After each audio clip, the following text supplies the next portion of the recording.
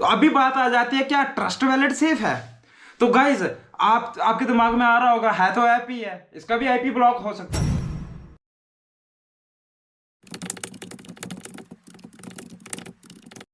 हे guys welcome back guys. अभी तक तो आप सब लोगों को मालूम हो ही गया होगा कि जो फॉरेन एक्सचेंजेस एफआईयू की तरफ से जिनको नोटिस गया था वो सारी की सारी फुली बैंड हो गई हैं। फुली बैंड का मतलब यूआरएल ब्लॉक हो गया, एप्पल स्टोर ने रिमूव कर दिया और अभी के टाइम में प्ले स्टोर ने भी रिमूव कर दिया।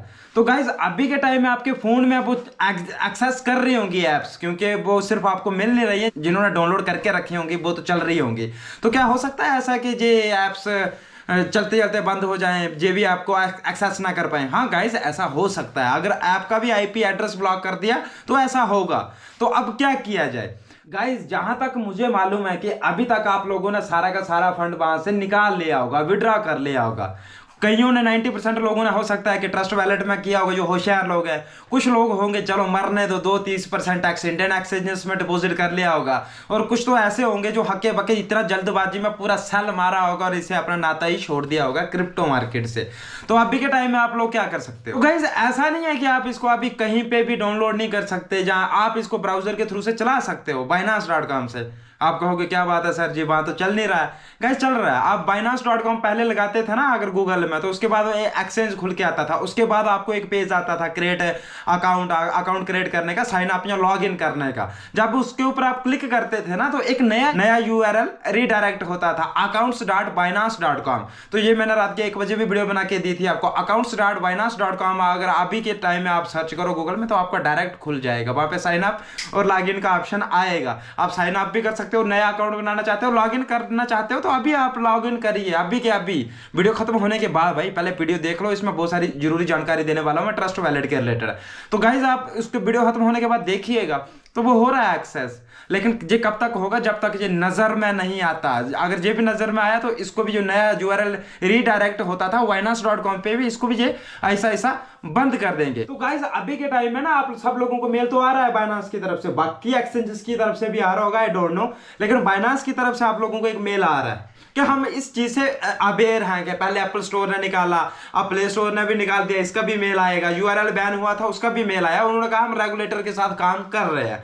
तो अगर रेगुलेटर्स के साथ ये काम करते हैं और रेगुलेटर इनको दोबारा से एक्सेस देते हैं इंडिया में काम करने का, तो ये वापस आएंगे, एंट्री मारेंगे।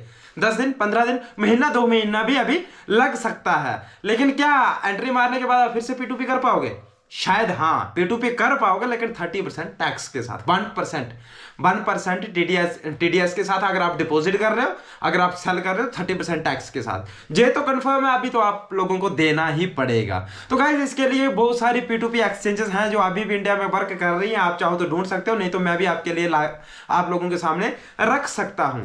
लेकिन गाइस जैसा मैंने कहा कि अभी के टाइम में Binance ऐप को भी चाहेंगे उड़ा सकते हैं, इसका आईपी ब्लॉक करके ऐप उड़ जाएगा, आप ऐप को एक्सेस ही नहीं कर पाओगे, आपको जरूरत नहीं है। जैसे क्लिक करोगे अगर उन्होंने आईपी ब्लॉक करा तो आप इस ऐप को एक्सेस नहीं कर पाओगे, नो मोर दिखाएगा, नो लॉन्गर या कुछ भी ऐसा वैसा ये दिखाएगा। तो गाइस उस वक्त कोई सोल्यूशन रहता है क्या चलाने का? हाँ रहता है, वीपीएन रहता है ना। टिकटॉक उड़ा तो लोग वीपीएन से चला रहे थे ना, पबजी गई तो लोग वीपीएन से चला रहे थे ना, अभी तक चला रहे थे। जब दोबारा से वो रीबैन नहीं हो रही थी इंडिया में तब भी चला रहे थे। आप वीपीएन यूज करके चला सकते हो, लेकिन Binance को नहीं। बाकी एक्सचेंजेस का मुझे मालूम नहीं, Binance में चलाता था, Binance में अच्छे से यूज करता था, Binance को नहीं कर सकते। वो क्या वजह है गाइस? वो वजह यह है कि जैसे सीजी इसके सीईओ थे पहले, तो अभी तो वो टैंक हो गया इसके सीईओ। जब सीजी सीईओ थे वो क्या, इनकी टेक्निकल टीम है, वो कोई वीपीएन लगने ही नहीं देते हैं, वो बिल्कुल प्योर तरीके से चलते हैं, कोई भी वीपीएन लगा के एक्सेस नहीं कर पाते थे।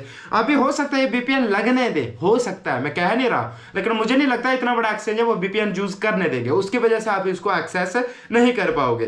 तो अभी बात आ जाती है क्या ट्रस्ट वैलेट सेफ है?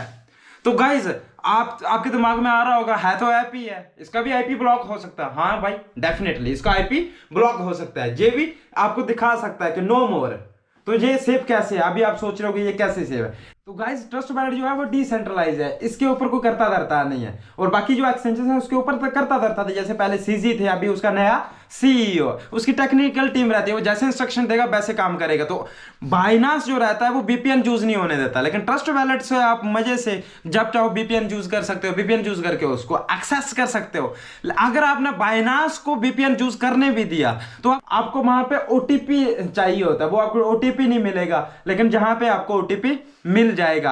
कैसे मिलेगा? क्योंकि इसका तो ओटीपी है ही नहीं है ना, वो सिर्फ की फ्रेज है इसका, जब मेल से करते हो। अब मेल से अगर आप करते हो तो मेल को भी आपको एक्सेस करने के लिए सिर्फ इंटरनेट की जरूरत पड़ती है, किसी कंट्री की जरूरत नहीं पड़ती कि आपको डिफरेंट कंट्री में मूव करना पड़ेगा। उसको सिर्फ इंटरनेट चाहिए, आप मेल को एक्सेस कर सकते हो। और दूसरा, अगर अपना मैक्सिमम लोगों ने मैनुअली करा होगा, की फ्रेज होगा, जैसे आपने ट्रस्ट वैलेट ओपन करा, उसको आप की फ्रेज दो, चल पड़ा, आपका जो भी फंड है वो सारा का सारा सेफ रहेगा। इस तरह से ट्रस्ट वैलेट सेफ है अगर उसका भी आईपी एड्रेस ब्लॉक होता है। जितना भी डिसेंट्रलाइज डैक्स वैलेट्स हैं, अगर उसका आईपी ब्लॉक भी होगा उसके बाद भी वो सेफ का सेफ रहेगा, उसमें जितना भी आपका फंड होगा वो सारा का सारा सेफ रहेगा।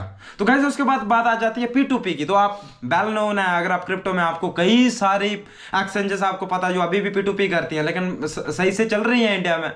तो आपको नहीं मालूम होगा कुछ एक्सचेंजेस, मैं भी आपको सुजेस्ट करूंगा जो अच्छी वाली एक्सचेंजेस होंगी। तो गाइस आज की वीडियो में इतना ही, ज्यादा पैनिक होने का नहीं।